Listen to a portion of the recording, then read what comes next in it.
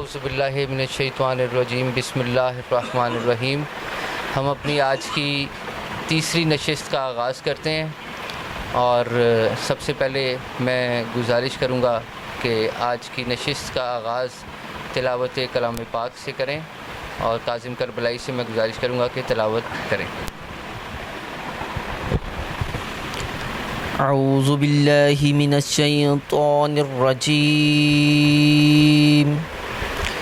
بسم اللہ الرحمن الرحیم، والعصر ان الانسان لفی خسر الا الذین آمنوا وعملوا الصالحات وتواصوا بالحق وتواصوا بالصبر، صدق اللہ العلی العظیم۔ اب میں اپنے آج کے مہمان خصوصی ہمارے مقرر مولانا سید اکبر جعفری صاحب سے گزارش کروں گا کہ وہ ہمیں حضرت والدہ گرامی امام مہدی علیہ السلام کی سوانح حیات کے متعلق بتائیں۔ اعوذ باللہ من الشیطان الرجیم، بسم اللہ الرحمن الرحیم، الحمد للہ رب العالمین، والصلاة والسلام علی محمد وآلہ الطیبین۔ السلام علیکم ورحمۃ اللہ وبرکاتہ۔ میرے بھائی حیدر علی نے سوال پوچھا ہے امام زمان صلوات اللہ وسلامہ علیہ کی والدہ محترمہ کے بارے میں کہ ان کی سوانح حیات کیا ہے وہ بیان کریں۔ ایک سوال بڑا وسیع ہے، کس کس طرف سے ان کی سوانح حیات کو کیا ہے وہ بیان کرنا شروع کریں۔ ایک بڑے مختصر انداز میں نام ان کے کافی جو ہے نا وہ بیان ہوئے ہیں۔ ہمارے پاس ایک نام ہے نرجس خاتون سلام اللہ علیہ، اس کے علاوہ ہمارے پاس ان کے اور نام وغیرہ نہیں ہے۔ ایک نام ان کا سوسن بیان ہوا، ایک سائیکل بیان ہوا، ایک ثقیل بیان ہوا، ایک ان کا نام کیا ہے وہ ملیکہ بیان ہوا، ایک شہزادی بیان ہوا۔ کافی ان کے نام کیا ہے وہ بیان ہوئے، یعنی ان کے تقریباً ہمارے پاس جو روایات میں آتا ہے 12 کے قریب نام کیا ہے وہ ملتے ہیں۔ اب اس کی علت کیا ہے وہ میں تھوڑی دیر بعد بیان کروں گا۔ جناب سیدہ نرجس خاتون، ان کے حوالے سے 2-3 روایات ہیں۔ ایک روایت یہ ہے کہ وہ حبشی قبیلے سے تعلق رکھتی تھی، افریقہ کی تھی۔ اس روایت کے اوپر ہم گفتگو کریں گے۔ ایک روایت یہ ہے کہ وہ حضرت عیسیٰ علیہ السلام کے حواری حضرت شمعون علیہ السلام کی نسل سے تعلق رکھتی تھی۔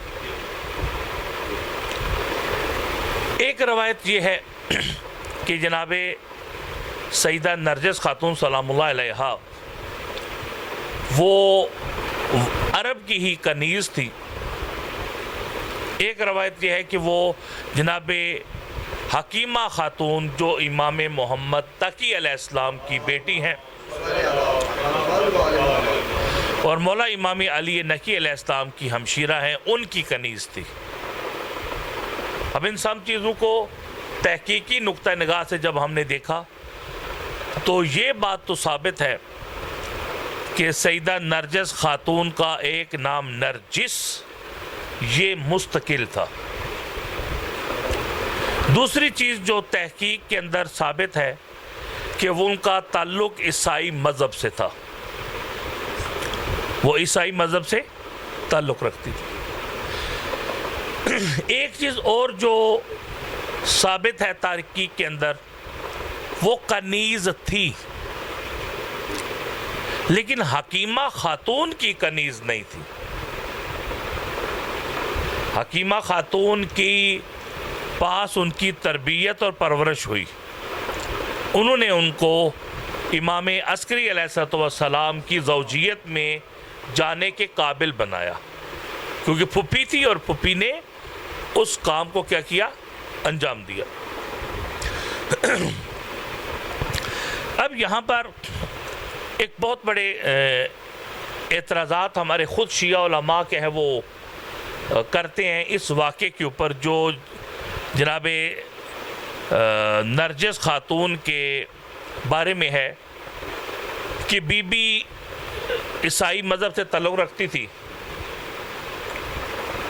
اور ایک دور دراز روم کی شہزادی تھی، ملیکہ نام تھا ان کا، تو وہ کیسے کنیزی میں آئیں، مسلمانوں نے کیا فتح کیا کہ وہ بطور کنیز اسارت میں آئیں اور ان کو بیچا گیا اور امام عسکری علیہ السلام نے ان کو خریدا۔ اس واقعے کے اوپر خود ایک بے تحاشا سوالات اور بے تحاشا اعتراضات کیا ہے وہ شیعہ علماء کی طرف سے بھی موجود ہے۔ کچھ راویان حدیث کی روایت نقل کرنے والے کے ضعیف ہونے کی وجہ سے ہیں، اور کچھ سوالات کے ہیں وہ ہمارے اس علاقے کے جو مورخین تھے، تاریخ دان، ان کی تاریخ کے اندر کیا ہے وہ روایت کو ایک ہی انداز میں نقل نہ کرنے کی وجہ سے پیدا ہوئے۔ جناب یہاں پر 4 بندے بیٹھے ہیں، آپ میری بات سن کر باہر جاتے ہیں اور چاروں بندے مختلف انداز میں ایک بات کو بیان کرتے ہیں، تو سننے والا بندہ کہے گا یار یہ بات تو جھوٹی ہے، ان سب نے الگ الگ ہی بیان۔ تو اس جو روایت تھی اس کے اوپر اس وجہ سے اعتراضات کیا ہے وہ بہت زیادہ پیدا ہوئے۔ لیکن ایک میں آپ کو مختصر بیان کر دیتا ہوں کہ میرے مولا امام علی نقی علیہ السلام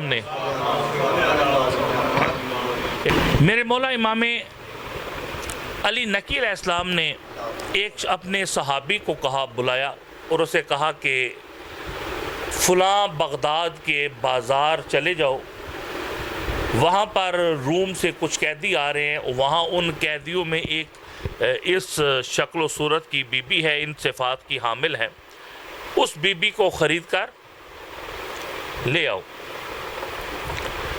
اور اگر وہ بی بی اپنا خریدار خود چنے گی، اگر وہ راضی نہ ہو تو یہ میرا خط دے دینا۔ وہ صحابی کہتا ہے میں نے جب خط کھولا تو وہ رومی زبان میں تھا، میں نے کہا مولا یہ تو رومی زبان میں خط ہے اور یہ جو کہا ہے وہ کرو۔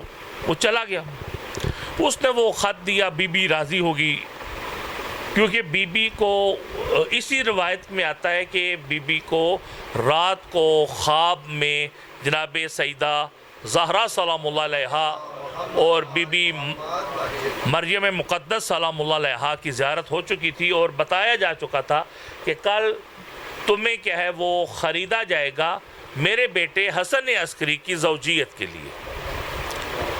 وہ صحابی نے اس کو کنیزی میں لیا، بغداد اپنے گھر لے گیا، پھر جناب امام علی نقی علیہ السلام کی بارگاہ میں اس نے کیا کیا، ان کو پیش کیا۔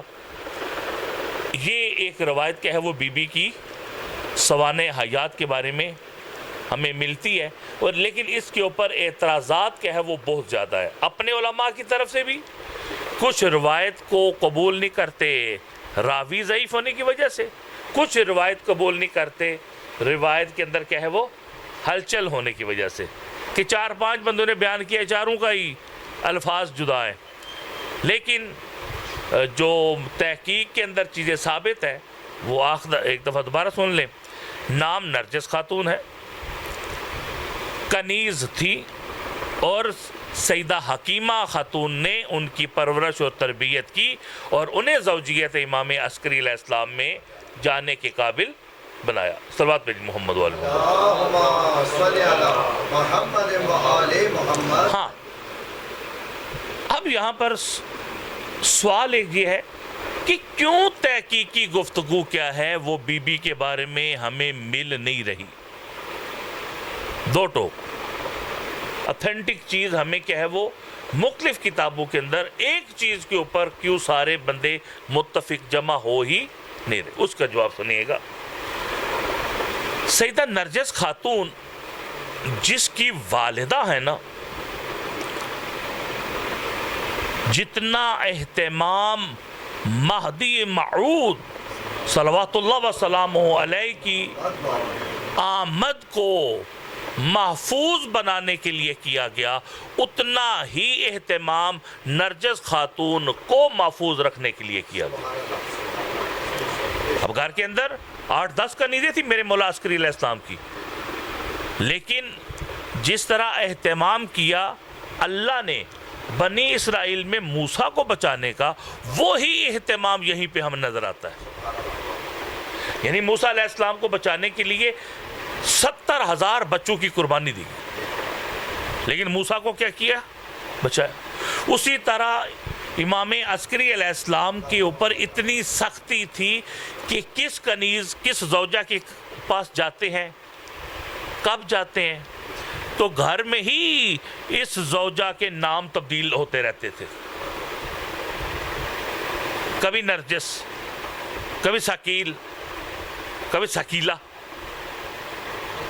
کبھی سیکل، کبھی سوسن، کبھی ام العما، یعنی مختلف ناموں سے کیا کیا جاتا تھا، بی بی کو پکارا جاتا، تاکہ میرے مولا امام مہدی علیہ السلام کی آمد کی جو کچھ نشانیاں ظاہر ہونے والی ہیں ان کو بھی چھپایا جا سکے، ان کی حفاظت کے لیے۔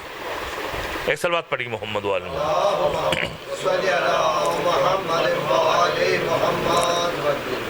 پھر بی بی سیدہ نرجس خاتون سلام اللہ علیہا، ان کے اوپر وہ جو آثار ولادت امام علیہ السلام ہے وہ ظاہر نہیں ہو سکے، حتیٰ کہ آخری وقت تک گھر کے افراد کو حکیمہ خاتون بھی یہ پوچھ رہی تھی آخری رات، جب امام عسکری نے کہا نا وہ بھی ہمیں میرے گھر تشریف لائیے گا، آج میرے مہدی کی آمد ہے، تو کہا کس زوجہ سے؟ یعنی حکیمہ خاتون، یہ حکیمہ خاتون کے بارے میں آپ کو ایک جملہ کہوں کہ یہ کس قدر معظمہ بی بی ہے کہ دادا بھی امام ہے۔ اب جملہ سنیے گا، دادا بھی امام رضا علیہ السلام، باپ بھی امام ہے محمد تقی علیہ السلام، بھائی بھی امام ہے علی نقی علیہ السلام، بھتیجا بھی امام ہے حسن عسکری علیہ السلام، پوتا بھی امام ہے مہدی موعود علیہ السلام۔ صلوات پڑھیے محمد والے محمد کو، محمد والے محمد، خوشنودی محمد والے محمد، بلندر صلوات، صلی اللہ محمد والے محمد۔ یعنی اس قدر معظمہ بی بی جب گھر میں تشریف لائیں اور میرے مولا کی کنیزوں کو دیکھا اور کہا عسکری بیٹا کس زوجہ سے، تو میرے مولا نے اپنی پھپھی کو سینے سے لگایا اور ملتے وقت پھپھی کے کان میں کہا پھپھی اماں نرجس خاتون سے، اور بی بی کہتی ہے میں نرجس خاتون کے ساتھ رات ساری مسلح عبادت پہ تھی، نرجس بھی مسلح عبادت پہ تھی، ایک لحظے کے لیے وقت تہجد میری جو آنکھ لگی اور میری آنکھ اس وقت کھلی جب میں نے نرجس خاتون کے ساتھ مصلے کے اوپر ایک بچے کو سجدے کی حالت میں دیکھا۔ خوشنودی محمد والے محمد، بلندر صلوات، صلی اللہ محمد والے محمد۔ اب اس سے زیادہ گفتگو کیا ہے وہ امامت کے اوپر کہ ان کی ولادت باسعادت، اس سے زیادہ نہیں ہو سکتی۔ صلوات پہ جی محمد والے محمد۔ صلی اللہ محمد والے محمد۔ بسم اللہ الرحمن الرحیم۔ حضرت علی علیہ السلام کی یہ شان ہے کہ وہ دودھیال کی طرف سے بھی ہاشمی ہیں اور ننیال کی طرف سے بھی ہاشمی ہیں۔ سیدہ فاطمہ بنت اسد کے دادا بھی ہاشم، حضرت ابو طالب علیہ السلام کے دادا بھی ہاشم۔ اسی طرح سے حضرت امام مہدی علیہ السلام کی بھی یہ ایک خوبی ہے کہ وہ دودھیال سے اسماعیلی ہیں اور ننیال سے حضرت اسحاق کی نسل سے ہیں، یعنی دونوں طرف سے حضرت ابراہیمی ہیں۔ تو سوال یہ ہے کہ یہ اعزاز جو ہے کہ وہ ننیال اور دودھیال دونوں طرف سے ابراہیمی ہیں، تو سیدہ نرجس خاتون سلام اللہ علیہا جیسے آپ نے بتایا کہ حضرت عیسیٰ علیہ السلام کے حواری شمعون کی نسل سے تھیں، اور اس سوال سے کہ حضرت امام مہدی علیہ السلام مکمل ابراہیمی ہیں، اور جب وہ ظہور فرمائیں گے تو حضرت عیسیٰ علیہ السلام بھی ان کی اقتداء میں نماز پڑھیں گے، تو اس لحاظ سے حضرت امام مہدی علیہ السلام کے یعنی نسبی اعتبار سے بھی بہت شان بلند ہے۔ اس پر کو تھوڑا سا آپ مزید روشنی ڈالنا چاہیں تو۔ بسم اللہ الرحمن الرحیم۔ میرے واجب الاحترام بزرگوں نے سوال یہ کیا ہے، علی علیہ السلام طرفین سے ہاشمی ہیں، یہ ان کی ایک فضیلت ہے، جبکہ امام مہدی علیہ السلام طرفین سے ہاشمی نہیں ہیں۔ ایک طرف ہاشمی وہ پر ابراہیمی اسماعیلی جا رہے ہیں، اور ایک طرف ان کی والدہ کیا ہے وہ کنیزی میں آ رہی ہیں، تو کیا ان کی شان میں کچھ فرق آئے گا؟ اب دیکھیں پیچھے چلتے ہیں تھوڑا سا، کہ امام حسن حسین کو چھوڑ دیجئے کیونکہ وہ فاطمی ہیں، ان کا ایک پنجتن پاک کو محمد، علی و فاطمہ، حسن حسین، ان پانچ کو جدا رکھنا ہے، یہ نص سے مخصوص ہے۔ امام سجاد علیہ السلام کی والدہ وہ بھی ایرانی شہزادی اور کنیزی میں آئیں۔ اس کے بعد دیکھیں آپ امام محمد تقی علیہ السلام کی جو والدہ ماجدہ تھی وہ بھی کنیز تھی، ام ولد تھی، اور وہ کنیزی میں ہی کیا آئیں؟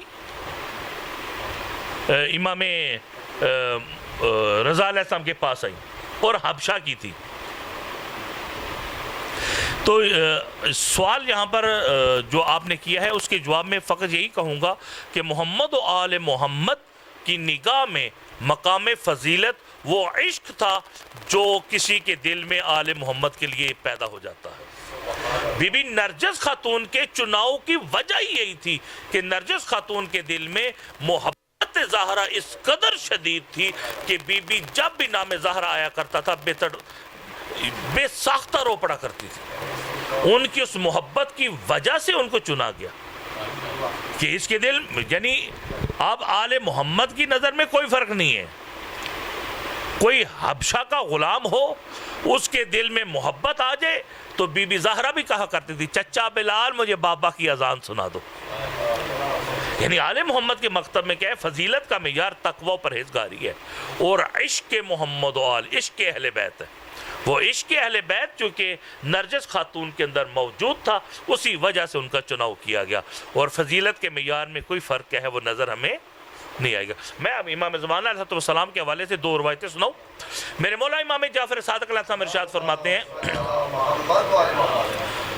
اگر مجھے جعفر صادق کو یہ موقع ملے، میری خواہش ہے کہ مجھے دوبارہ اللہ زندہ کرے اور میں قائم کے پیچھے نماز پڑھوں۔ یعنی مقام فضیلت میں اگرچہ قائم کی والدہ جو ہے نا وہ ام ولد ہیں، وہ کنیزی میں آئی ہیں، لیکن جب قائم کی ماں بن گئی ہیں تو جتنا قائم کا مقام بلند ہے اتنا ہی ان کی والدہ کا مقام بلند ہوتا ہے۔ محمد وآل محمد بلند تر صلوات۔ جب کبھی لفظ قائم آیا کرتا تھا ابوالحسن رضا صلوات اللہ وسلام علیہ، اسی مہینے 11 کو میرے مولا کی آمد تھی، اور ابھی کچھ دن بعد 2-3 دن بعد میرے مولا کی شہادت ہے 23 ذوالقعدہ کو۔ تو یہ ابوالحسن رضا علیہ السلام سے ابا سلط روایت نقل کرتا ہے صحابی میرے مولا رضا کہ جب بھی لفظ قائم آیا کرتا تھا میرے مولا امام رضا علیہ السلام زانوں پہ ہاتھ رکھ کر اٹھ جایا کرتے تھے۔ سائل نے سوال کیا مولا وہ تو آپ کے پوتے کا بھی پوتا ہے؟ کہا نہیں، قائم کی عظمت اتنی بلند ہے کہ اگر مجھے رضا کو اللہ دوبارہ زندہ کرے تو میں قائم کی اقتداء میں نماز پڑھوں۔ یعنی عظمت میں فرق نہیں پڑے گا، چاہے ماں کیا ہے وہ کنیز ہی کیوں نہ ہو، کیوں اس کے اندر اس قدر عشق بلند تھا کہ ان کو چنا گیا کہ امامت کے منصب پہ جو فائز ہونے والا ہے اس کی والدہ کی عظمت بننے کے لیے۔ صلوات پڑھی محمد والا۔ کہہ رہا تھا کہ حضرت امام مہدی علیہ السلام کو جو فضیلت ملی ہے وہ فضیلت یہ ہے کہ وہ ننیال اور ددیال دونوں طرف سے ابراہیمی ہے، یہ ان کی ایک فضیلت ہے. جیسا کہ حضرت علی علیہ السلام ننیال و دیال سے دونوں طرف سے ہاشمی، یہ فضیلت ہے ان کی. ہاشمی بھی ہے، ہاں، ابراہیمی بھی. ابراہیمی ایک نسل، اسماعیلی، حضرت اسماعیل کے نسل سے ہیں نا وہ. نہیں دیکھو حضرت، نہیں وہ حضرت ابراہیم علیہ السلام کے 2 بیٹے، حضرت اسحاق علیہ السلام اور حضرت اسماعیل علیہ السلام، یہ 2 ان کے بیٹے ہیں. حضرت علی علیہ السلام سے اسماعیل کی نسل سے ہیں، دونوں طرف سے ننیال تو دیال سے. امام زمانہ علیہ السلام کو یہ فضیلت ہے کہ وہ ننیال سے اسحاقی اور ددیال سے اسماعیلی ہونے کی وجہ سے دونوں طرف سے ابراہیمی بنتے ہیں. یہ میرا کہنا کا مطلب ان کو یہ فضیلت ہے کہ وہ حضرت ابراہیم علیہ السلام کی ایک نسل سے ددیال ان کا آ رہا ہے، ایک نسل سے ان کا آ رہا ہے. یہ اس لحاظ سے یہ ان کا ہے، دونوں طرف سے خالصتاً ابراہیمی بنتے ہیں.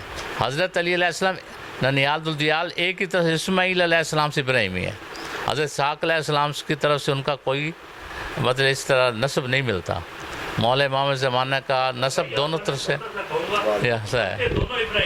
نہیں وہ ابراہیمی تو ہیں، ابراہیمی تو ہیں، لیکن وہ ابراہیم کی جو 2 شاخیں ہیں ان دونوں شاخوں کو امام زمانہ علیہ السلام ملا رہے ہیں، یہ ملا رہے ہیں. جبکہ یہ خوبی باقی 11 اماموں میں سے کسی کے پاس نہیں ہے. میں یہ کہنا چاہتا تھا، یہ میری فضیلت ہے.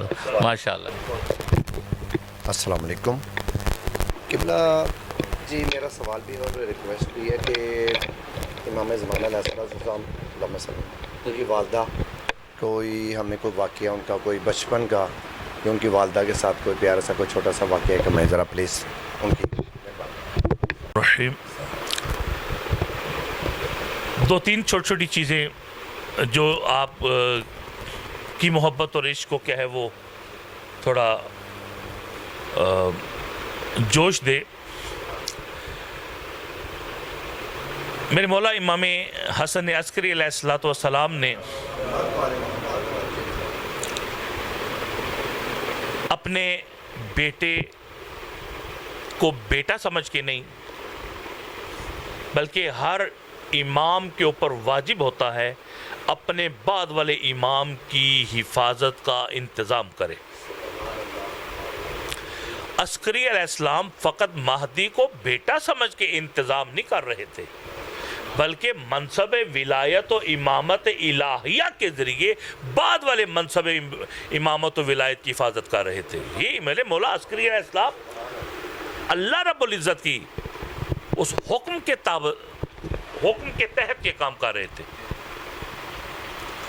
تو یہ بی بی حکیمہ خاتون سلام اللہ علیہا روایت کرتی ہیں، میرے مولا عسکری کی والدہ اور امام مہدی کی دادی، وہ کہتی ہے جس دن یہ دنیا میں تشریف لائے نا قائم آل محمد، تو کہا میں نے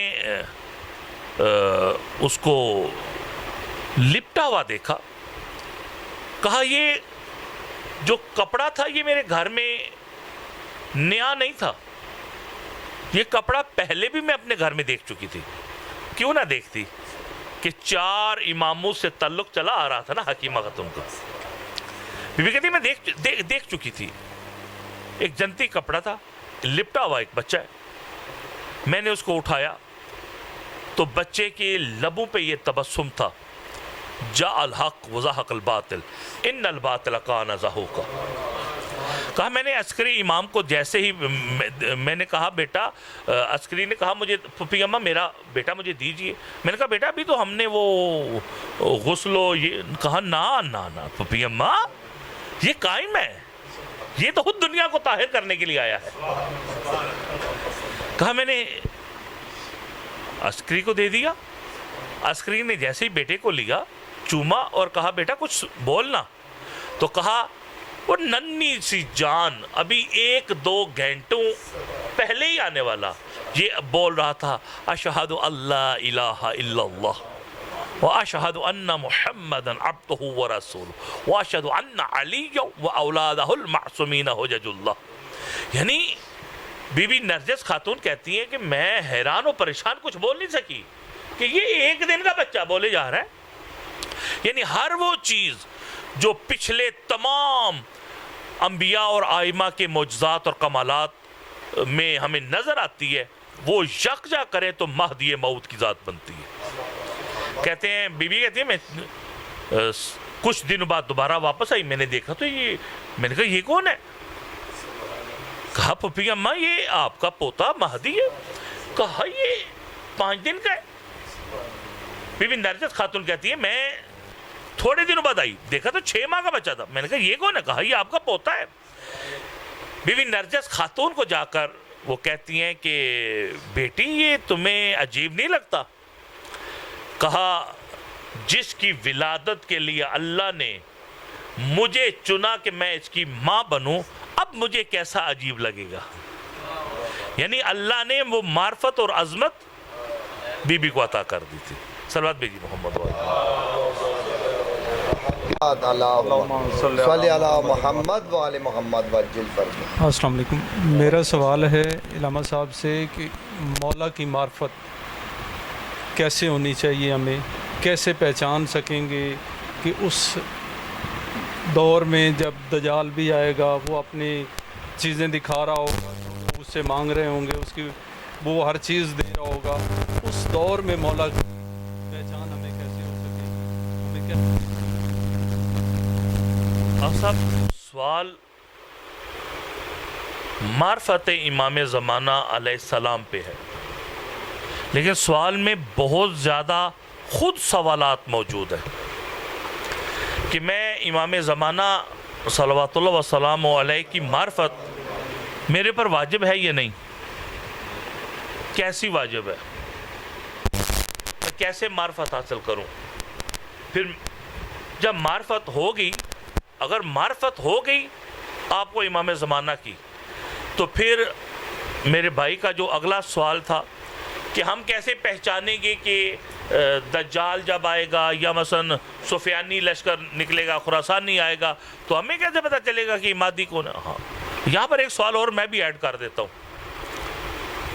آج کل ایک یہ نکلے, اس کو کیا کہتے ہیں, یہ جو تصویر بنا لیتے ہیں, خاکہ بنا لیتے ہیں, نہیں یہ اے آئی, جی ہاں. تو یہ جو اے آئی نکل آئی ہے, اگر یہی کل کو کوئی بندہ ٹی وی پہ اعلان کر کے کہتا ہے میں امام زمانہ ہوں, تو ہم کیا کریں گے؟ تو جو ہے اگر یہاں پر 2 چیزیں ضروری ہیں. ایک میری اور آپ کی معرفت خالصتاً ہونی چاہیے, میری اور آپ کی معرفت خالص ہونی چاہیے. دوسری, وہ روایات متواترہ جو بیان کرتی ہیں کہ جب قائم ظہور کریں گے تو قائم کی یہ علامات ہوں گی, ان کا میرا مطالعہ ہونا چاہیے. اب یہاں پر سوال ہمارا ہو گیا ہے موضوع کے اعتبار سے جدا. وہ اب یہ ایک پورے دن کا موضوع ہے کہ امام زمانہ علیہ السلام کی ظہور کی علامات عمومی کون سی ہیں اور علامات خصوصی کون سی ہیں. یہ ایک علیحدہ ٹاپک ہے جی, اس ٹاپک کو میں اس وقت نہیں چھیڑ سکوں گا. ایک سوال یہ ہو گیا ہمارا کہ معرفت امام زمانہ علیہ السلام کیا ہے, وہ کیا ہے. یہ ایک علیحدہ ٹاپک ہے, ایک عنوان, ایک پورا موضوع ہے. اگر میری معرفت ہوئی سچی تو وہ روایات کا مطالعہ بھی میرا ہوا, تو میں کیا کروں گا, اے آئی کے جھانسے میں نہیں آؤں گا, میں اپنے آپ کو بچا لوں گا. لیکن اگر میرا اندر کیا ہے وہ صاف نہ ہوا, میں اندر سے کیا ہے معرفت کے حوالے سے کلیئر نہ ہوا, تو پھر کیا ہے وہ میں کسی کے جھانسے میں بھی اگر آ جاتا ہوں تو اس میں میری اپنی کوتاہی ہے, کیونکہ میں نے معرفت امام زمانہ کے عنوان سے کچھ حاصل ہی نہیں کیا. میں ایک روایت آپ کو سنا دیتا ہوں. ایک شخص صحابی میرے مولا امام جعفر صادق علیہ السلام زیارت کرنے گیا. جب وہ زیارت کر کے واپس آیا تو وہ فضیل کہتا ہے مولا میں آپ کو پتہ ہے کدھر گیا ہوا تھا؟ مولا کہتے ہیں ہاں مجھے پتہ ہے. کہتا ہے مولا میں کربلا زیارت پہ گیا تھا، تو امام جعفر صادق علیہ السلام کا جملہ سنیے گا. میرے مولا فرماتے ہیں فضیل بہتر تھا تو نہ جاتا. اب جملہ نہیں سنا آپ نے. امام جعفر صادق علیہ السلام یہ کہتے ہیں بہتر تھا تو نہ جاتا، زیارت حسین پہ نہ جاتا، تیرا نہ جانا بہتر تھا. عجیب. وہ آگے سے تڑپ گیا اور کہتا ہے مولا صحابی آپ کا، شاگرد آپ کا، اور آپ نے تو میری کمر توڑ دی. قطع تزاری، میری کمر توڑ دی آپ نے. آپ نے کہا تھا کہ میرے دادا حسین کی زیارت کا ثواب یہ ہے جو جائے گا قدم قدم پہ اس کو حج کا ثواب، قدم اٹھائے گا تو حج، قدم رکھے گا تو عمرے کا ثواب ہے. 70,000 حج عمرہ، پھر 7 لاکھ چلے گئے. پھر آپ نے کہا جی قدم قدم پہ پھر فرشتے. تو یہ ساری باتیں تو پھر زیارت امام حسین کا ثواب نہیں ہے؟ تو ہاں ہے، زیارت کا ثواب ہے، اس کا انکار نہیں کیا میں نے، لیکن تو نہ جاتا تو زیادہ بہتر تھا. کہا مولا وہ کیوں؟ تو اس وقت میرے مولا کہتے ہیں اس لیے کہ تو نے جو زیارت کی ہے کما حقو ہو، معرفت کے ساتھ نہیں کی ہے.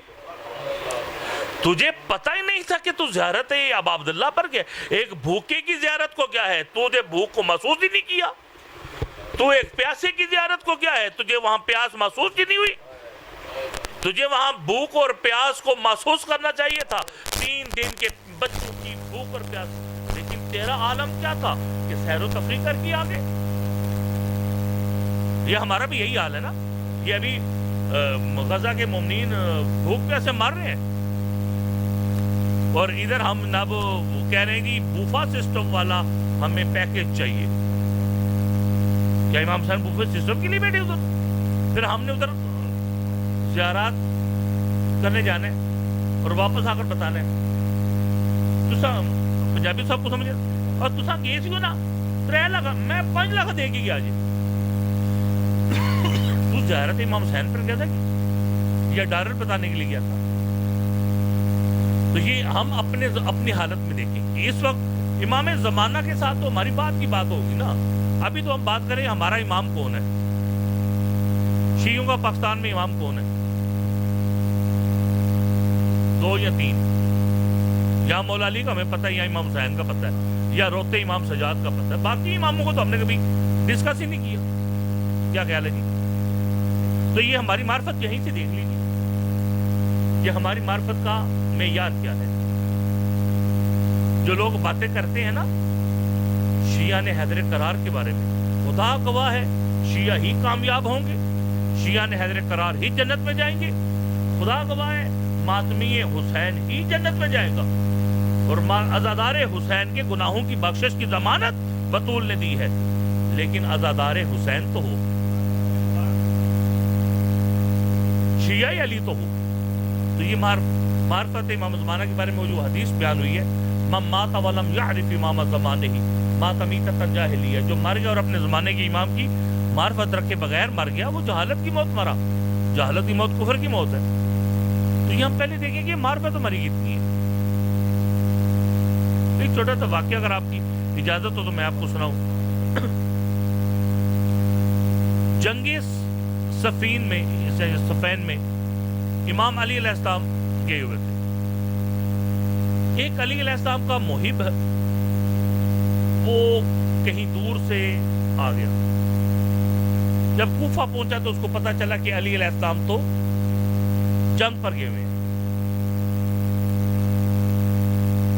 اس نے کہا جی اچھا وہ جنگ پر گئے ہوئے ہیں تو میں کیا کروں؟ وہ پیشے کا کسائی تھا، قصاب. اس نے وہی مسجد کوفہ کے سامنے نا پھٹا لگا لیا. ایک تھوڑے پیسے تھے، وہ جانور خریدا، کچھ آلات وغیرہ خریدے، گوشت بیچنے لگ گیا. جنگ صفین ختم ہو گئی، مولا واپس آ گئے. مولا علی علیہ السلام اپنے گھر سے نکلے اور مسجد کوفہ کی طرف چلے. رستے میں اس کا پھٹا لگا ہوا تھا. ایک کنیز اس سے گوشت لے کر گئی اور واپس آئی، کہہ رہی تھی کہ یہ گوشت کیا کرو، واپس کر لو، تم نے گوشت اچھا نہیں دیا اور جتنے پیسے میں نے دیے تھے اس کے بدلے میں گوشت اچھا نہیں ملا. اس نے اسے گوشت واپس نہیں. وہ واپس گھر چلی گئی. مالکہ نے مارا, اس نے کہا پیسے ضائع کر کے آ گئی ہے, جا یہ گوشت واپس کر اور میرے پیسے واپس لا کے دے, یہاں اچھا گوشت لے کے آ. اب ان کی مثال لے لیں ایسے ہی, 1000 روپیہ دیا اور گوشت کیا ہے وہ 200 کا تھا, باقی 800 کی ہڈیاں تھی, ہڈی اور چچڑے, وہ نہ مانا. یہ کنیز اس کے ادھر دکان کے اوپر پھٹے کے اوپر بیٹھ کر رونے لگی, کہتی ہے تیری مہربانی, مجھے مالکن مارے گی, واپس کر. اس نے واپس نہ کیا. امیر کائنات علی علیہ السلام کھڑے یہ ماجرا دیکھ رہے. کائنات کا امیر بادشاہ علی آگے بڑھے اور کہا بندہ خدا تو نے زیادتی کی ہے, پیسے تو نے زیادہ لیے, گوشت تو نے خراب دیا ہے, واپس کر. بات بڑی نہیں مان رہا تھا, تکرار بڑا, اس نے علی علیہ السلام کو دھکا دیا. علی ابن ابی طالب 63 سال کا میرا بوڑھا امام, وہ دھکا کھا کر زمین پر گر اٹھے, کنیز کو ساتھ لیا اور اس کے گھر چلے. اس مومنہ عورت کو جا کر علی علیہ السلام نے کہا اس کی مالکن کو کہ میں علی گواہی دیتا ہوں کہ اس کا کوئی قصور نہیں ہے, وہ زیادتی کر رہا ہے, اگر معاف کر دو اس کو تو اللہ تمہیں اجر عطا کرے گا, اگر نہیں معاف کرتی تو پھر میں مجبور ہوں بیت المال سے پیسے واپس کروں. کہتی ہے یا علی آپ میرے گھر آئے ہیں, میں آپ کے آنے کے صدقے اس کنیز کو آزاد کر. اب یہ واقعہ ایک طرف. اب علی علیہ السلام وہاں سے چلے اور مسجد قباء میں آئے.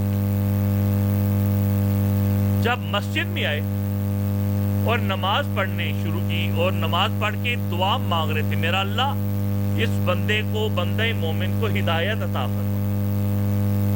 ادھر علی دعا مانگ رہے, ادھر کنیز کو مالکن نے کیا کر دیا, وہ کہہ رہی تھی مالکن میں جاؤں گی کدھر, کہا تو آزاد ہوگی یا میری بہن بن کے ادھر میرے گھر ہی رہے گی, جانا کہیں نہیں ہے. وہ ایک منظر مسجد میں علی اس کے لیے دعا کر رہا, دوسرا منظر, تیسرا منظر سنیے گا. مالک اشتر کا گزر ہوا اور جب اس نے دھکا دے کر گرایا تو مالک اشتر نے اس کو کہا بندہ خدا تجھے پتہ ہے تو نے دھکا کس کو دیا؟ کہا کس کو؟ جس کے بارے میں مجھ سے 3-4 دن سے ہو گئے تھے, پوچھ ہی رہا تھا کہ علی کب آئیں گے, علی کب. اب مالک کو علی نے پہلے بھیج دیا تھا کوفہ کے حالات کو دیکھنے کے لیے, تو جب سے مالک کوفہ آیا تھا وہ بندہ ہر روز مالک مولا کب آئے گا, میرا مولا کب جنگ سے واپس آئے گا. اب مالک نے اسے کو کہا تجھے پتہ ہے تو نے دھکا کس کو دیا ہے؟ کس کو دیا؟ کہا تو نے اسی علی کو دھکا دیا ہے کہ جس کی محبت میں تو چل کے ادھر آیا تھا, اپنا گھر بار چھوڑ کر 5-6 ماہ سے تو ادھر پردیس کاٹ رہے. بڑا پریشان ہوا. ایک دفعہ اٹھا, وہی ٹوکا چھری لیا اور اپنے اس ہاتھ کو کاٹ دیا جس ہاتھ سے علی کو دھکا دیا.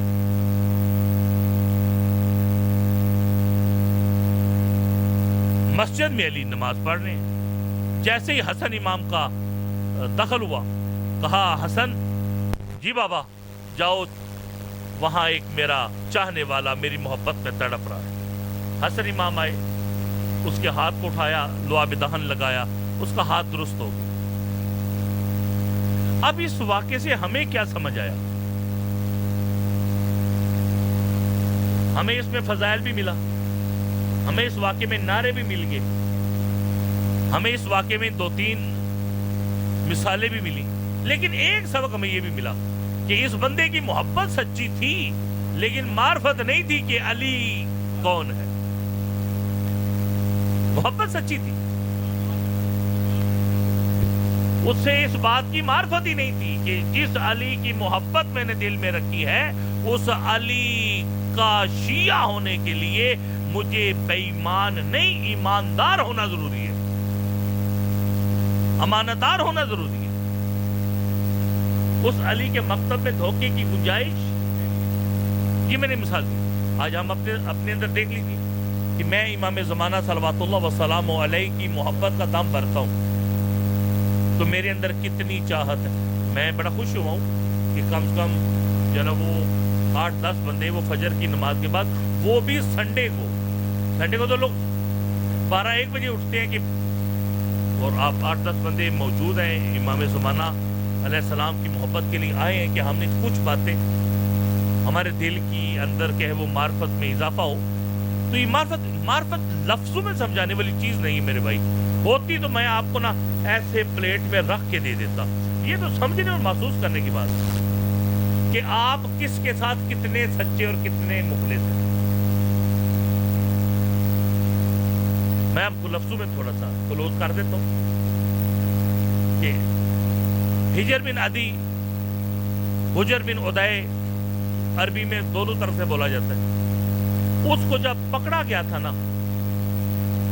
تو وہ جب نہیں پکڑا جا رہا تھا تو حجاج بن یوسف نے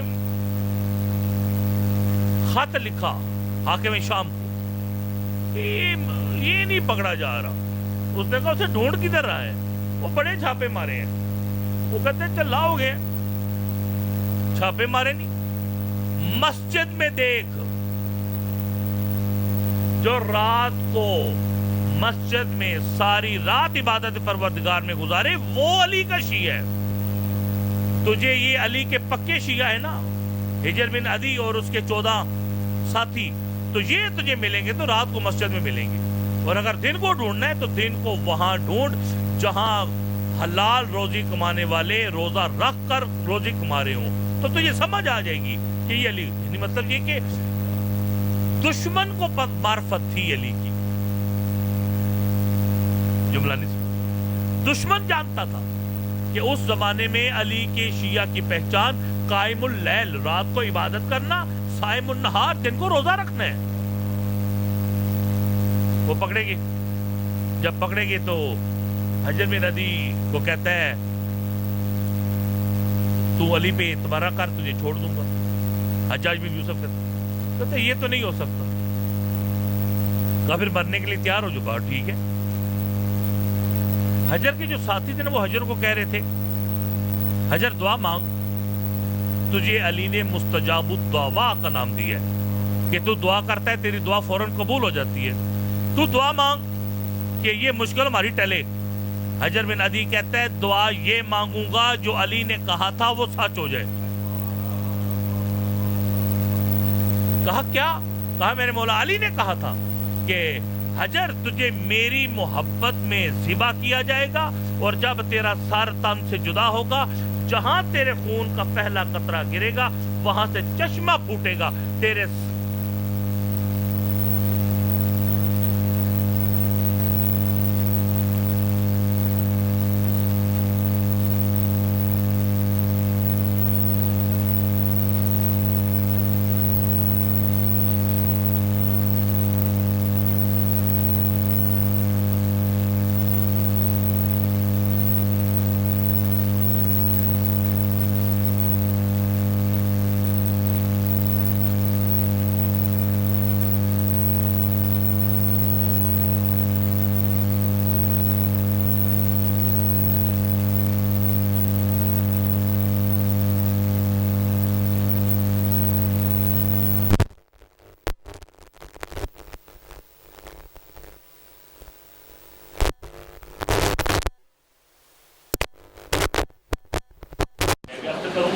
کیا میری محبت اور معرفت امام زمانہ صلوات اللہ وسلامہ علیہ، جس طرح نبوت اور رسالت کا خاتمہ ہوا، سوال ان کا رہ گیا تھا، وقت ملا مجھے دوبارہ تو ضرور جواب دوں گا.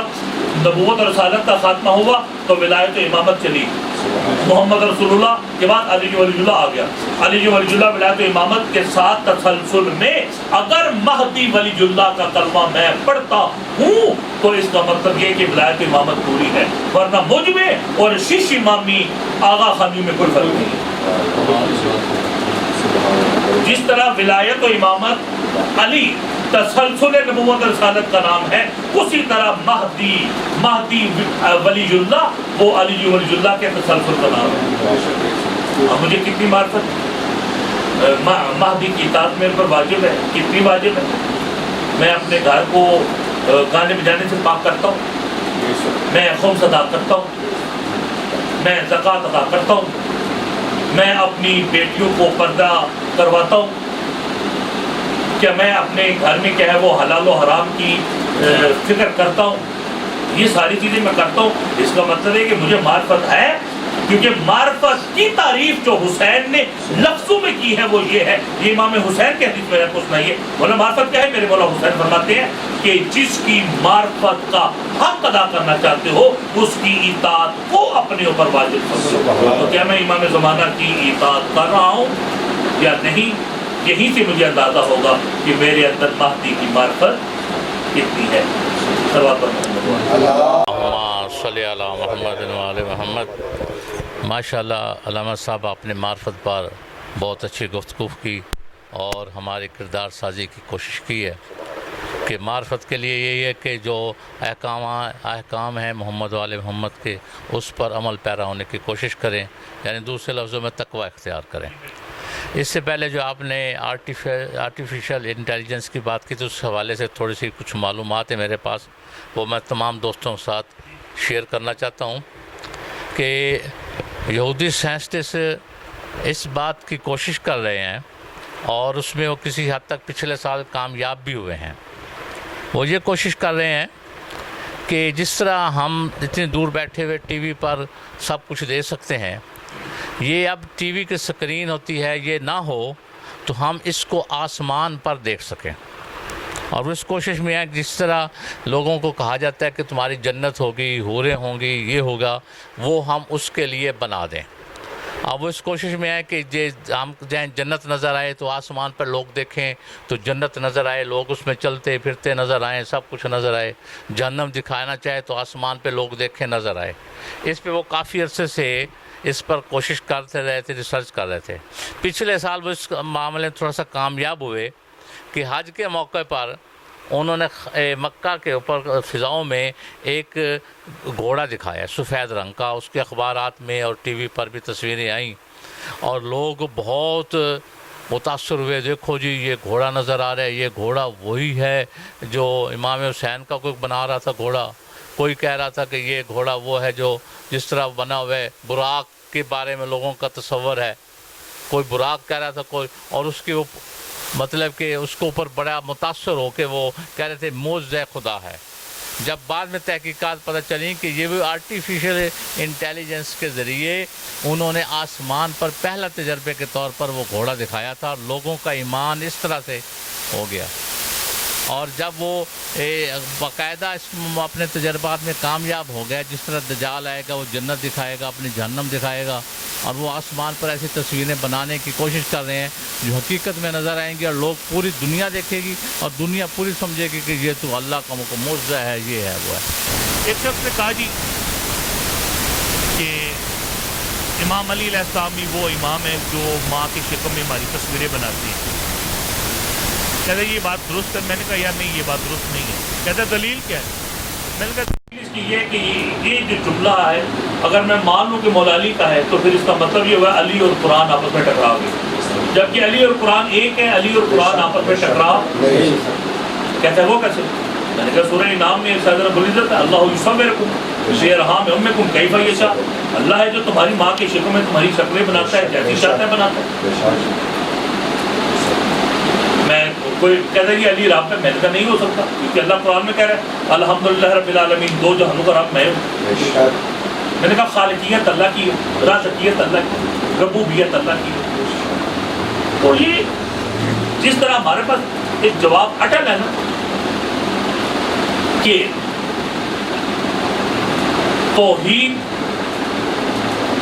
یہ ہے کہ اس کے مقابلے پر کوئی دوسرا اس کا شریک نہیں، یہ ہمارا جواب ہے، بالکل اٹل ہے، واضح۔ اچھا اگر کسی معصوم کا کوئی فرمان آ جائے، مثلا جیسے یہ ہمارے کچھ ذاکر بھائی بھی اکثر پڑھ دیتے ہیں کہ علی علیہ السلام کا کوئی جملہ، میں ہوں جو ماں کے پیٹ میں بچوں کی تصویریں بناتا ہوں، میں کائنات کا نظام چلاتا ہوں، میں یہ کرتا ہوں، میں یہ کرتا ہوں، تو جب یہ ساری باتیں وہ امام علی کی بیان کرتے ہیں تو کیا مجھے مان لینی چاہیے؟ جبکہ یہ ساری باتیں قرآن کے خلاف ہیں، تو مجھے کیا کرنا چاہیے؟ مجھے پہلے قرآن کے ساتھ ملانا چاہیے، پھر میرے صادق کا فرمان मा वाफ़क़ल किताब फ़ख़ुज़ूहु, जो कुरान के मुताबिक उसे ले लो, ला वाफ़क़ल किताब फ़रुद्दू इलल जिदार, जो कुरान के मुताबिक नहीं दीवार पे दे मारो। तो अब मैंने इस तरह की झूठी हदीस को दीवार पे मारना या लेना है? दीवार पे तो तब मारूंगा जब मुझे कुरान का इल्म होगा, जब मैंने कुरान का तर्जुमा पढ़ा होगा, जब मैंने अकायद मोहम्मद वाले मोहम्मद को पढ़ा होगा। इसी तरह बुज़ुर्गान दीन आप तशरीफ़ फरमा है, मुहिब्बीन इमाम ज़मा सल्लल्लाहु अलैहि वसल्लम, इसी तरह अगर AI कामयाब होगी तो इसी सूरत में कि मेरे पास दीन मोहम्मद वाले मोहम्मद की मार्फत और इल्म नहीं होगा। अगर मेरे पास ये इल्म हुआ कि मकतब अहले बैत में इमाम ज़माना सल्लल्लाहु अलैहि की जो अलामात बयान हुई हैं, मुसद्दिक़ा, मुतवातिरा, उमूमी और खुसूसी, वो किस हालत में है, तो फिर AI मुझे इमाम ज़माना के हवाले से धोखा नहीं दे सकेगी। दूसरी बात, अब आते हैं थोड़ा सा इमाम ज़माना के मौजू को मैं छोड़कर ऊपर तरफ आ रहा हूँ। बुजुर्गों का सवाल बड़ा जो है वो आखिरी मौके पे मैंने किया है और मैं नहीं चाहता कि आप लोग डाउट लेकर जाएं। ये जो जन्नत और दोज़ख की बातें हो रही हैं, कुछ चीज़ों के बारे में आपको यकीन पैदा करना पड़ेगा। मसलन मुर्दा जिंदा करना किसका काम है?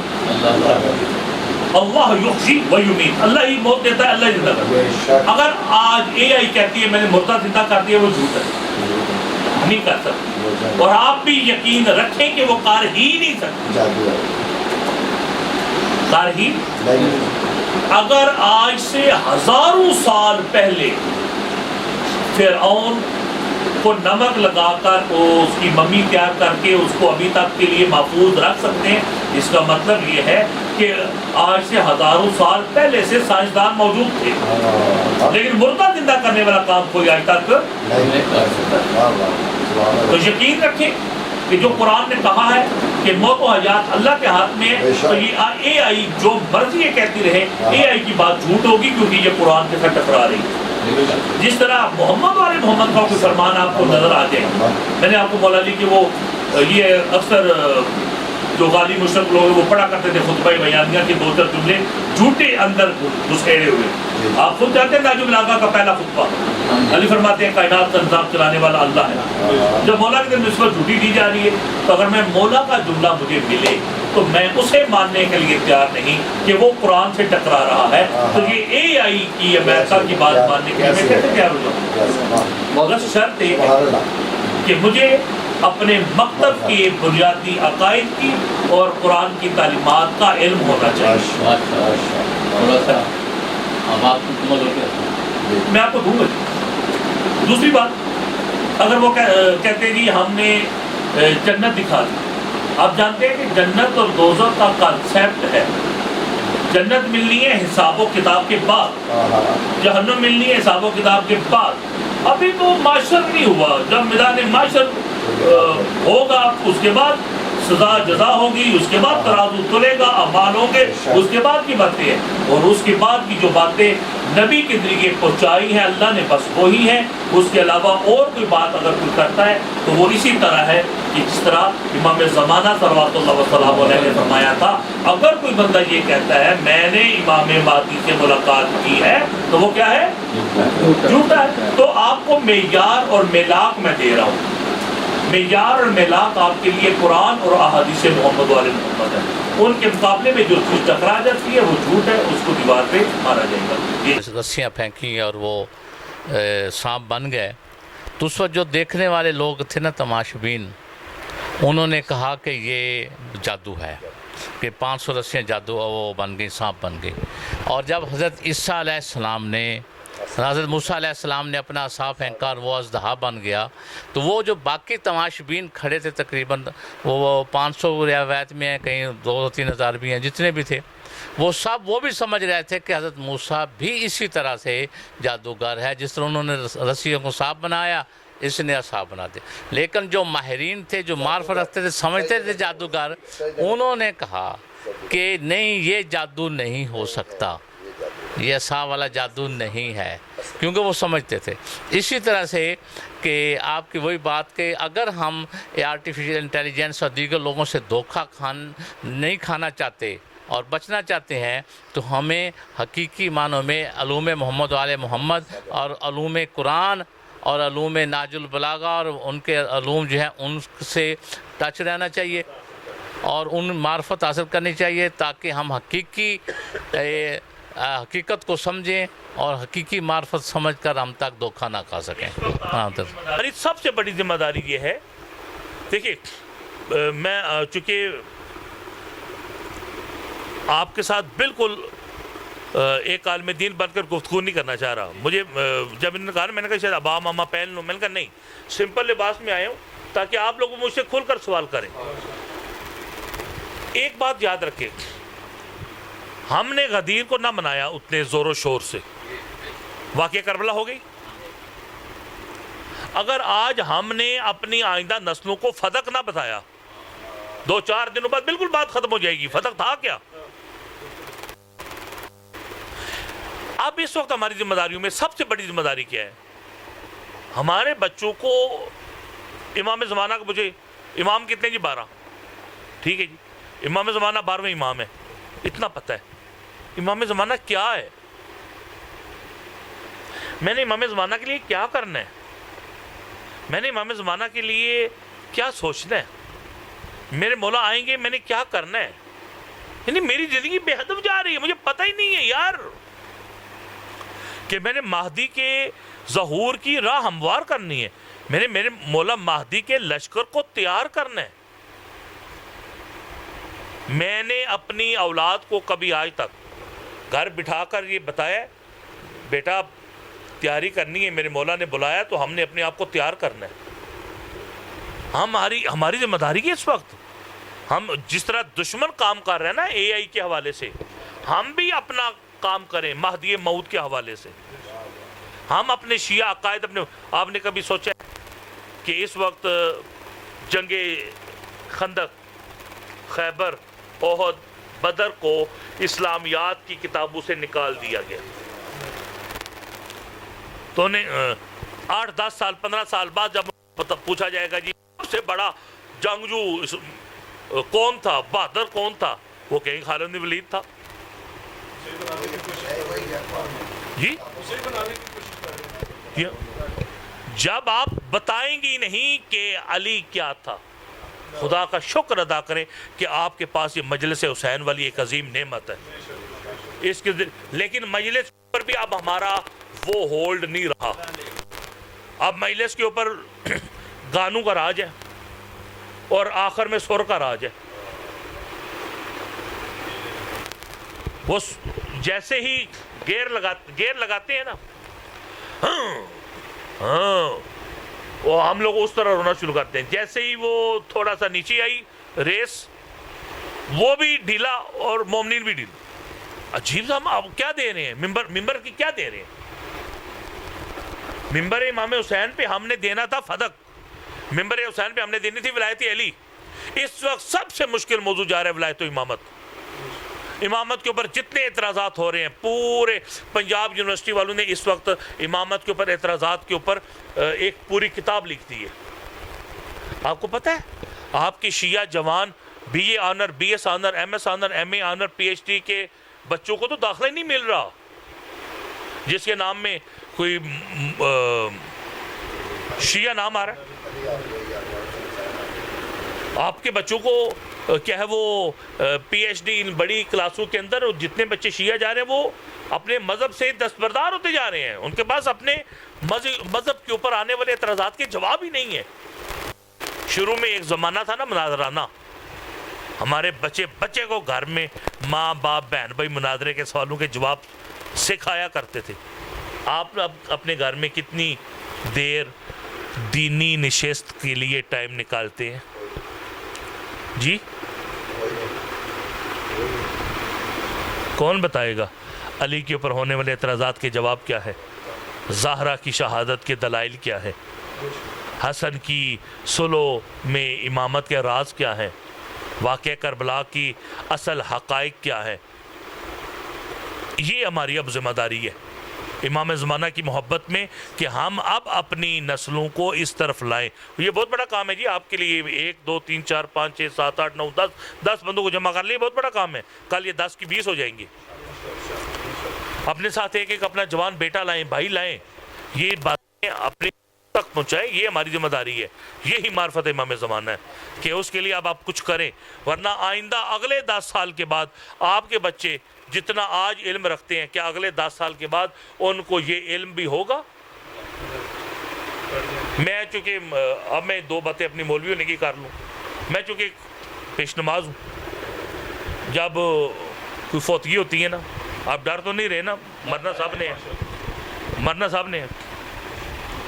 اتنی لمبی پرچی آتی ہے مجھے, اینے قرآن, اینیاں یاسینہ, اینے پتہ نہیں کو رات کی میں پڑھ لیے نے, وہ ایک ہی رات میں اتنی لمبی پرچی آ جاتی ہے مجھے.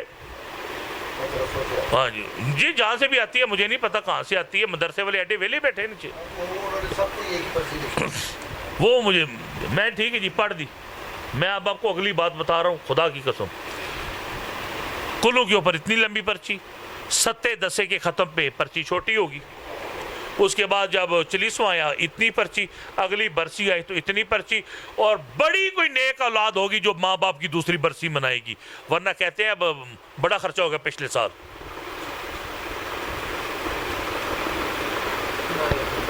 یہ حقیقت بتا رہا ہوں, 1 سال کے اندر اتنا فرق پڑ جاتا ہے. ان کا ٹائم ہی نہیں ہے, قبر پہ کوئی جاتا نہیں ہے, ماں باپ کی قبر پہ کوئی, وہی جو اپنی سگی ماں اور باپ کی قبر پہ فاتحہ کے لیے جانے کے لیے تیار نہیں ہے, اس کے پاس ٹائم نہیں ہے, اس کو امام زمانہ کی معرفت سے کیا لینا دینا؟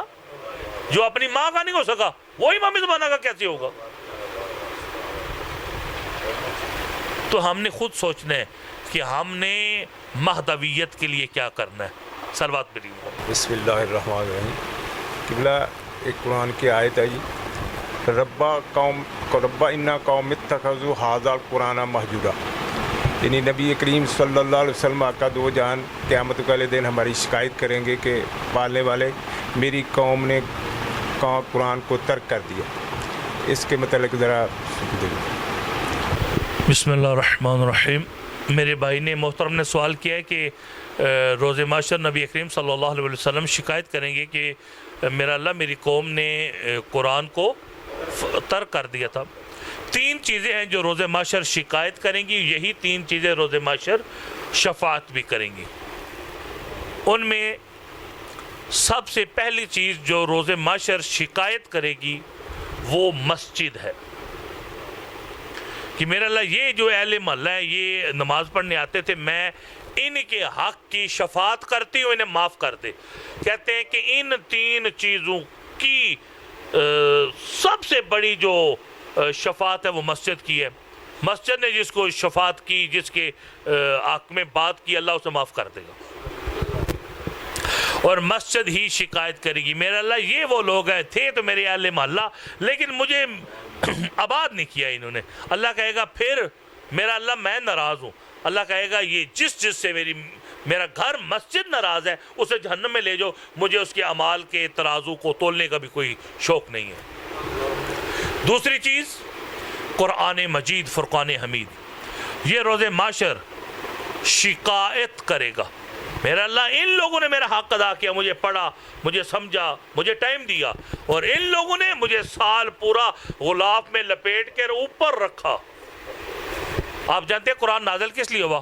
ہدی و رحمہ, کبھی ہدی للمتقین, کبھی ہدی للمؤمنین, کبھی ہدایت بنا کر. لیکن ہم نے قرآن کو کیا لے لیا؟ ماں باپ مر گئے, مولوی صاحب آئیو, ماں پیو ابا بخشوا دو. قرآن مردے بخشوانے تھوڑی آیا, قرآن تو مردہ دلوں کو زندہ کرنے آیا, ہدایت کا نور دینے آیا. اور بڑا ظلم کیا ہم نے, قرآن لیا گولڈن, وہ سر مہنگا گولڈن اس میں غلاف میں لپیٹا, بیٹی کی شادی ہوئی اس کے سر پہ رکھا. وہ قرآن پیچھے مڑ مڑ کے کہہ رہا ہوتا ہے, وہ یہ ویلے ٹول وہ جاندے پہ میں یاد نہیں جی آیا, جہاں ویلے خسرے نچائے جی تے کنجر نچائے جی آپ پہ نچتے جی. سارے کام کرنے کے بعد جب بیٹی کی رخصتی کا ٹائم آتا ہے اس کے سر پہ دوپٹہ ہوتا نہیں ہے, قرآن رکھ دیا اس کے سر پہ, لو بھی. اور ماں کہہ رہی تھی بیٹا لے جا, جو قرآن میں لے کر آئی تھی نا تیرے باپ کے ساتھ شادی کے وقت, وہ بھی پڑھا. میں نے کبھی وہ نہیں پڑھا, تو یہ لے جا. وہ بھی لے جاتی ہے, جا کر وہ اوپر رکھ دیتی ہے, پڑھا رہے گا. سال بعد اتارا, وہ غلاف کو لیدہ برتن میں دھونا ہے, باقی کپڑوں کے ساتھ نہیں دھونا. بڑا احترام کیا. قرآن یہ احترام نہیں مانگ رہا, قرآن یہ مانگتا ہے مجھے روزانہ کھول کے پڑھو. ہم ناراض ہو رہے ہیں. یہ حقیقت ہے, یہ چونکہ میری فیلڈ ہے نا, تو مجھے اپنی فیلڈ کی 4 باتیں اچھی آتی ہیں. بڑا ظلم ہے یار. یا قرآن قسم کے لیے لو جی لے میں قرآن پہ ہاتھ رکھنا, قرآن شکایت کرے گا. نہ میں تیرے ہاتھ رکھ کر قسمیں اٹھانے کے لیے آیا, نہ میں تیرے مردے بخشوانے کے لیے آیا, نہ میں تیری بیٹیوں کی رخصتی کرنے کے لیے آیا. میں آیا تھا ہدایت کے لیے. تو نے مجھ سے کیا لیا؟ ایک روایت ہے فروع کافی کے اندر میرے مولا امام محمد باقر علیہ السلام سے,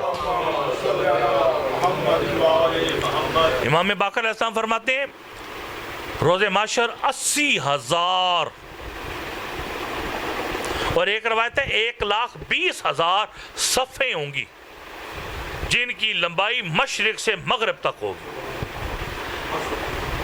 مشرق سے مشرق کدھر مغرب کدھر خدا ہی جانے. 1,20,000 صفیں ہوں گی, یا 80,000 کی روایت ہے.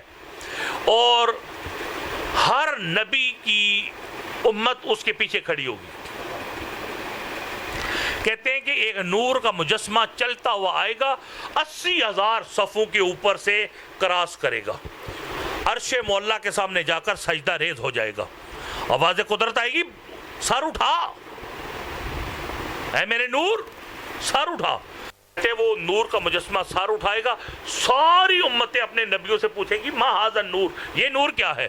سارے نبی کہیں گے لا علم لنا, ہم نہیں جانتے. اب سارے نبی پوچھیں گے یا رسول اللہ ما ھذا النور. اس وقت رسول خدا فرمائیں گے تمہیں نہیں پتا, یہ وہ نور ہے جو اللہ نے مجھ محمد کے قلب پہ نازل کیا, یہ نور خدا, نور قرآن ہے. اب قرآن مجسمہ بن کر اللہ کے عرش کے سامنے سجدہ ریز ہوگا اور کہے گا میرا اللہ میں آیا ہوں تیری بارگاہ میں, بول مجھے کیا دیتا ہے؟ آواز قدرت آئے گی اے میرا نور, میں تجھے حق کے شفاعت بھی دیتا ہوں اور حق کے شکایت بھی دیتا ہوں. اب کہتے ہیں قرآن جس کی شفاعت کرے گا اگرچہ اس کے نامہ اعمال میں گناہ زیادہ ہوں گے, اللہ معاف کرے گا, اسے جنت میں بھیجے گا. اور قرآن جس کی شکایت کرے گا اس کی نیکیاں بے شک زیادہ ہوئیں, گناہ کم ہوئے, اللہ اس کی نیکیوں کو جہنم کی آگ میں پھینک دے گا اور اس کو کیا کرے گا؟ جہنم میں بھیجے گا. آپ کو پتہ ہے, اب اپنے موضوع سے ہٹ کر سوال کیا ہوا ہے تو میں جواب کو چھوڑنا نہیں چاہتا. قرآن پاک میں ارشاد رب العزت ہے کچھ لوگ روز محشر آ کر پریشان ہو جائیں گے, ہمیں جہنم کی طرف کیوں لے کر جا رہے ہو؟ کیوں؟ وہ ہم نے تو اتنی بڑی پنڈیٹ ہو رہی تھی, نمازیں روزے حج زکاتیں, آواز قدرت میں نے ساری جہنم کی آگ میں پھینک دی. وہ کیوں؟ کیوں کا سوال کرنے کی اجازت روز محشر نہیں ہوگی. پوچھیں گے یا رسول اللہ وہ نمازیں روزے وہ جہنم میں اللہ کیوں پھینکے گا؟ آواز قدرت آئی اس لیے کہ تم عبادت کرتے تھے. عبادت کرنے کی میں نے بات نہیں کی تھی, میں نے بات یہ کی تھی من جاء بالحسنات, جو اپنی نیکی لے کر آیا میرے پاس. تم ادھر نماز پڑھتے ادھر غیبت کرتے تھے, نیکی ضائع. تم ادھر نماز پڑھتے کسی بھائی کو گالی دی, نیکی ضائع. تم ادھر نماز پڑھتے ادھر کسی گھر جا کر اپنی بیوی بچوں سے بد اخلاقی بد زبانی کی, نیکی ضائع. تو جو ضائع ہوگی اس میں تجھے اس کا کیا اجر دوں؟ اجر اس نیکی کا ملے گا جو نیکی روز محشر تک تم سنبھال کر لے جاؤ گے. کہتے ہیں نیکی کرنا آسان ہے, نیکی سنبھالنا. جی قرآن بھی شکایت کرے گا اور شفاعت بھی کرے گا. اور تیسری چیز اللہ کے کالم دین ہے جو شفاعت بھی کرے گا شکایت بھی کرے گا. میں بہت شکر گزار ہوں ہمارے مقرر اور مہمان خصوصی کا, اور آپ تمام مومنین کا. آپ لوگ آئے, بر وقت آئے, اور بڑی ہی زبردست نشست ہوئی. انشاءاللہ اگلے پروگرام میں چوتھی نشست میں ہم پھر حاضر ہو جائیں گے بشرط زندگی، اور اگر ہم نہ ہوئے تو ہماری نسلیں ہوں گی. یہ ذکر نہیں رکے گا جب تک کہ امام زمانہ علیہ السلام کا ظہور نہ ہو جائے. اللہ حافظ.